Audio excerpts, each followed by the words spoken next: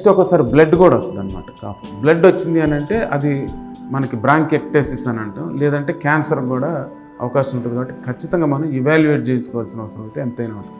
ఇవి రెస్పిరేటరీ కాకుండా కూడా ఒక్కొక్కసారి మనకి యాసిడ్ రిఫ్లెక్స్ అంటే హెవీగా లావు ఉన్న వాళ్ళకి కానీ హెవీగా ఫుడ్ తీసుకున్నా కానీ దానివల్ల రిఫ్లెక్స్ వచ్చేసి ఆ రిఫ్లెక్స్ వల్ల కూడా కంటిన్యూస్గా కాఫ్ వచ్చే అవకాశం ఉంటుంది. అలాగే సైనసెస్లో కూడా మనకి ఇన్ఫెక్షన్ ఉంటే పోస్ట్ నేసల్ డ్రిప్ అంటాం. అది ఎప్పుడు కంటిన్యూస్గా పడుకున్నప్పుడు ఏమవుతుందంటే ఈ సైనసెస్ నుంచి చీము లాంటిది కారి మళ్ళీ గొంతులోకి రావటం వల్ల ఇరిటేషన్ వల్ల కాఫ్ వస్తూ ఉంటుంది.